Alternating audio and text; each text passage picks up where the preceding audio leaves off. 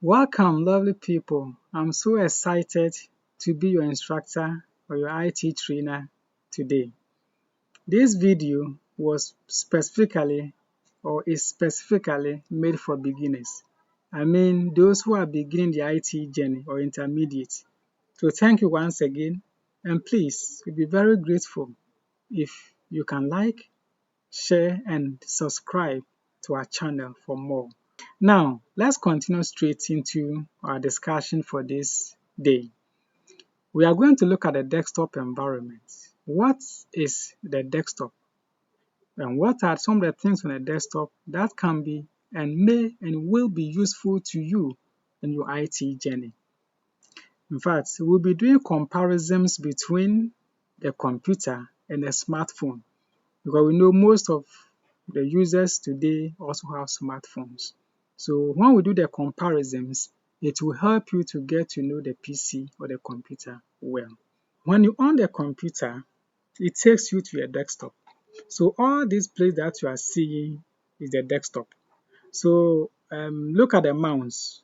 This is called the cursor. I mean, this white arrow here is the cursor, and that shows where the mouse is at a particular time. You can move it all around. If you put the mouse on anything here, many times it displays what that thing is all about. Let's now please start with the desktop. If we are asked what is the desktop as an IT person, what will we say? The desktop is the first thing you see after you on your computer. It's like the work area, and the desktop is made up of different things. We have icons on the desktop. So all these small pictures you are seeing here are icons. The program shortcut to programs on the computer and where you can open the programs. But we'll come back to the icons very soon to talk about them. Now, what I want us to discuss now is the taskbar. Look at where my mouse is right now. From here, that says start, where the mouse is at the lower bottom of the desktop is called the taskbar. So from here to the right hand side here is the taskbar. The taskbar has been divided into sections. The first one here is start. When you click on the start, it gives you the programs. You see the list of programs from A to Z, where all the names of the programs that have been installed on your computer, it labels them from A to Z. And then the favorite, those that you open frequently, are normally comes at the top here. So these are the programs that have been installed on the computer. Then when you come to this side too, you see name here, you see document, pictures, settings, and the rest. As we continue our computer journey, we would learn about these too. But I want to take the time to talk to you about the power. This is the power. Every computer, and just like mobile or smartphones, they also have power button. Every laptop computer have a power button either on it or at the side of it. Your mobile phone also have a power button where you can switch it off and switch it on. But you know that on your mobile phone, for example, many smartphones today, you can off and restart the phone. When you go to the settings, you see the off and on there. You can off or restart it from there without pressing the power button on or at the side of your smartphone. And that is how these computers have also been made. So now, if you click on the power button here, you see it says sleep, shut down, restart. Restart means that when you click on restart, it will close all your programs, shut the PC down, and on the PC again for you. The shutdown means that you want to shut down the computer, off the computer entirely. Maybe you finish working for the day, and you want to shut down your computer, you just click on it, it will shut it down. The next day or the next time you want to use your computer, you on it, and then you start working. Then the sleep here also means that you want the computer to, as it were, sleep, to rest. All the programs will still be there, but the computer will lie low, and that is what the sleep is all about. Now that we finish with that one, let's go to this place. This is called the start. We normally put our favorite programs here. Programs that we use the most, we can pin them to this start here. For example, let's say I use Adobe Reader a lot. So I can pin it myself. How do I do that? You right click on it. You will say pin to start. Pin to start. See, it has pinned here for me. If I want to remove any program I've pinned to the start, right again, or once again, you right click on that program here. Then you say unpin from start. You see that it is gone. So you yourself can arrange things here. You know the program that you use a lot. You can bring them here and you can take them to at any time. So I have this program called Audacity. Let me right click and pin it to the start. You see that it has come here. Now that we fill the start here, let's go to the search. This magnifying glass stands for search. So I can search anything, even when I search something from here, I can go straight to the internet and search from there. Or I can search for things that I've put on my computer. At times it can be a program that I've installed on the computer. I don't know exactly what it is, but I can type the name. It will pop up, then I open it.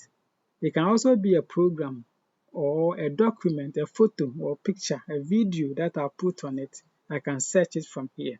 Right now, let me search for west wind. So west wind. The minute I search for west wind, you see that all the words that has west wind in them pops up. So if this is what I want, I can just click on it and open it. So that is for the search on the taskbar. Now let's come here. These are icons that have been placed on the taskbar.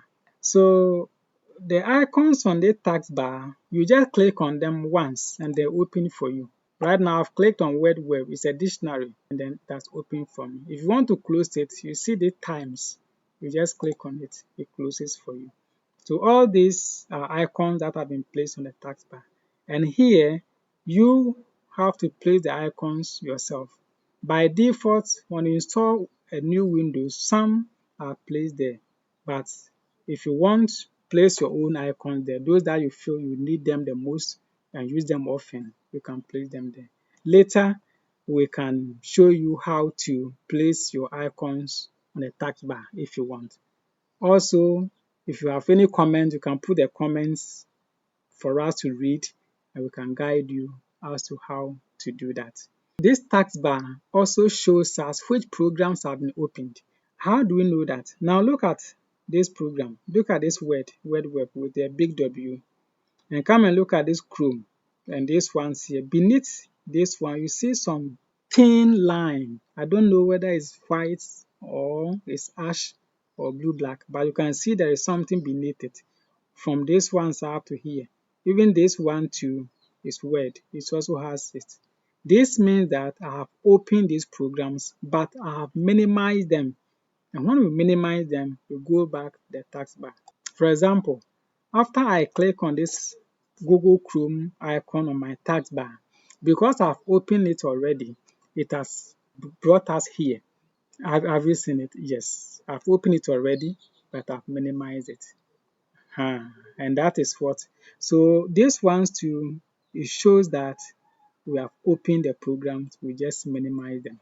So this is minimize, this is maximize, and this is close. So when I minimize, it lower the program all the way to the taskbar. And that is why you see these ones with thin line beneath them. So all the icons here that has nothing beneath them, like, it means that they have not been opened. Let's move on to the next section. So from here going to, we call it the notification area. It notifies us of things that is happening. It gives us the dates, it gives us the time and the day. So this one here. Here too, let's say as you're on the computer working, you receive some mail, it will notify you from there. This is English, English. They are the keyboard that I've installed on my computer that I use.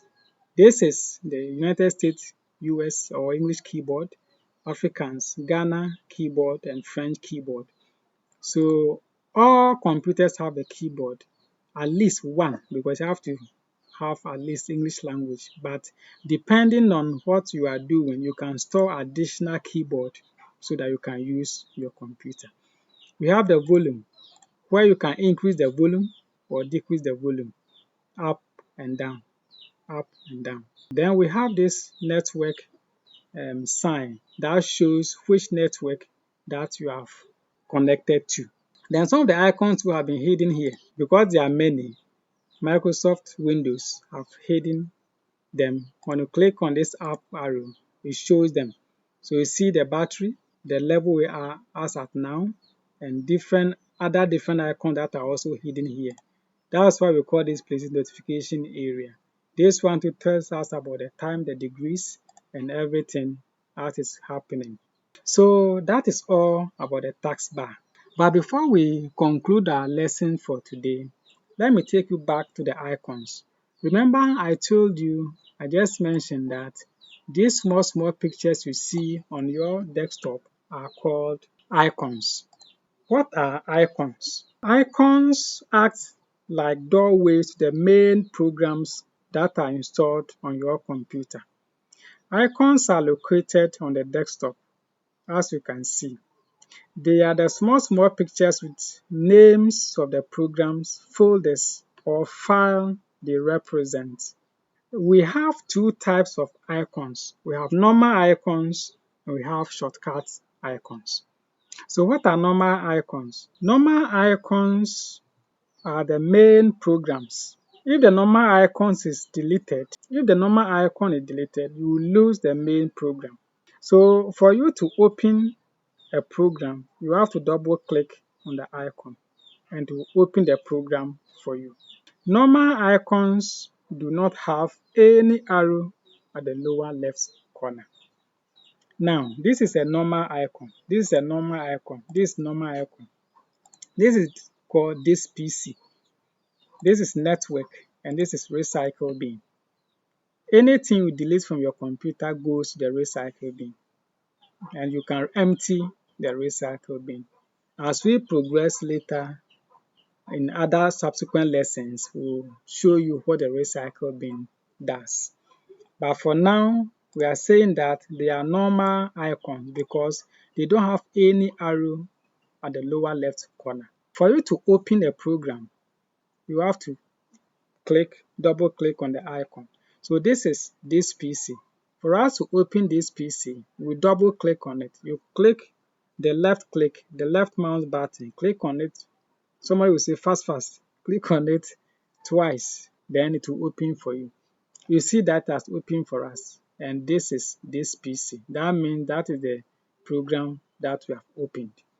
If you want to close it, you come here to these times, which will have become red, then it closes it for you. There are two ways of opening a program. You can double click like we did and we have done now, or you can right click on it and say open, it will open for you. So these are main icons because they don't have any black arrow beneath them. Now let's talk about the shortcut icons. So it's just the opposite of the normal icon. Shortcut icons also act as doorways to the main programs.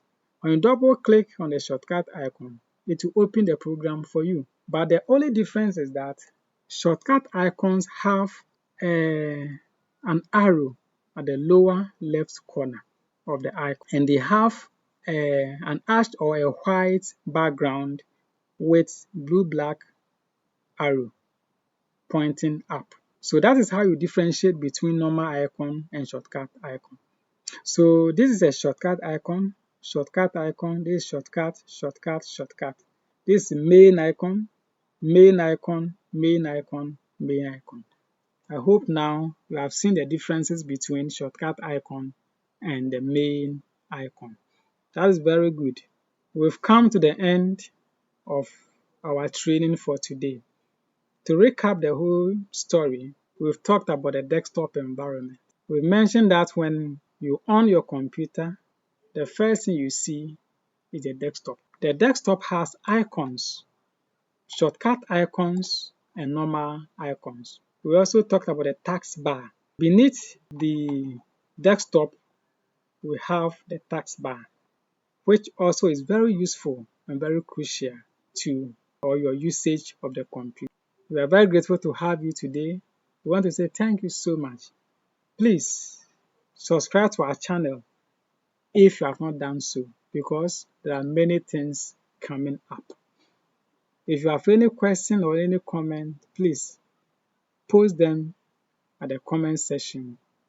You can also reach out to us through our telephone number or email on our YouTube channel, and then we'll get back to you shortly.